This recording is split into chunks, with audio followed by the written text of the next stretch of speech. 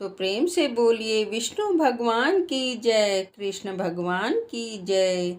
राजा पृथु ने कहा, हे मुनि जी, आपने कार्तिक मास में स्नान का फल कहा, अब अन्य मासों में विधिवत स्नान करने की विधि, नियम और उद्यापन की विधि मुझे बतलाइए। देव ऋषि नारद बोले, हे राजन, आप भगवान विष्णु के अंश से उत्पन्न हुए हैं, अतः यह बात आपको मालूम ही है। फिर भी मैं आपको यथोचित विधान बतलाता हूँ, ध्यान से सुनिए। अश्विन मास में शुक्ल पक्ष की एकादशी से कार्तिक के व्रत करने चाहिए। सुबह ब्रह्म मुहूर्त में उठ के जल का पात्र लेकर गांव से बाहर पूर्व या उत्तर दिशा में जाएं। दिन में अथवा शाम को कान पर जनेऊ चढ़ाकर पृथ्वी पर घास बिछा के सिर को कपड़े से ढककर मुंह को बलपूर्वक भली भांति बंद करके थूक व सांस को रोककर मल व मूत्र को त्याग करने के पश्चात मिट्टी व जल से भली भांति अपने गुप्तांगों को धोएं। तत्पश्चात जो मनुष्य दातून मुख शुद्धि नहीं करता, उसके सब फल निष्फल हो जाते हैं। अतः दांत और जीभ को यत्नपूर्वक शुद्ध करना चाहिए और निम्नलिखित मंत्र पढ़कर वृक्ष से दातून तोड़नी चाहिए। हे बृहस्पति, तुम हमें आयु, कीर्ति, तेज, प्रजा, पशु, संपत्ति, महाज्ञान, बुद्धि, विद्या हमको प्रदान करो। यह मंत्र पढ़कर दूध वाले वृक्ष पर से 12 अंगुल की दातून तोड़ कर करें। व्रत या श्राद्ध के दिन दातून नहीं करनी चाहिए। प्रतिपदा, अमावस्या, नवमी, छठी, रविवार को चंद्र तथा सूर्य ग्रहण में दातून करनी चाहिए। कटीले पेड़ों, कपास, पीपल, बरगद और निर्गंध, इन पेड़ों की दातून करनी चाहिए। पश्चात भली भांति स्नान करके फूल, माला, चंदन और पान इत्यादि पूजा की सामग्री लेकर प्रसन्न मन व भक्ति पूर्वक भगवान शंकर के मंदिर में जाना चाहिए।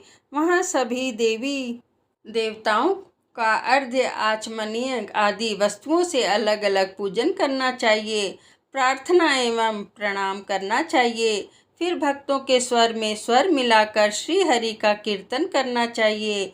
मंदिर में जो गायक भगवान श्री हरि का कीर्तन करने आए हों, माला, चंदन, तांबूल आदि से उनका पूजन करना चाहिए, क्योंकि देव स्थानों में भगवत कीर्तन करने वाले भी साक्षात भगवान विष्णु की ही मूर्ति होते हैं। यह लोग सतयुग में विष्णु जी को अपनी तपस्या, योग और दान द्वारा भगवान को प्रसन्न करते थे, मगर कलयुग में भगवत गुणवान ही भगवान श्री हरि को प्रसन्न करने का प्रधान साधन माना गया है।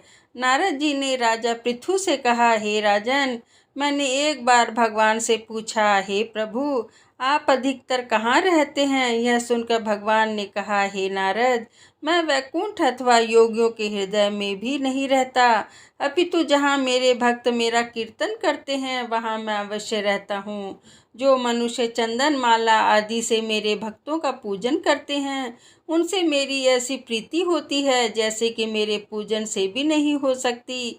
शिरीष, धतूरा, गिरिजा, चमेली, केसर और कंदार तथा कटहल के फूलों व अक्षतों से भगवान विष्णु की पूजा नहीं करनी चाहिए।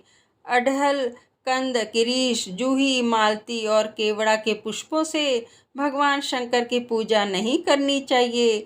लक्ष्मी के इच्छुक पुरुषों को तुलसी पत्र से सूर्य नारायण की पूजा नहीं करनी चाहिए। जिन देवताओं की पूजा में जो फूल निर्दिष्ट हैं, उन्हीं से उनका पूजन करें। पूजन समाप्त करने के पश्चात भगवान से क्षमा प्रार्थना करें, यथा, हे सुरेश्वर, हे देव, मेरे पास न मंत्र है न क्रिया है, मैं भक्ति से भी हीन हूँ। जो कुछ भी पूजा मैंने आपकी की है उसे पूरा करें।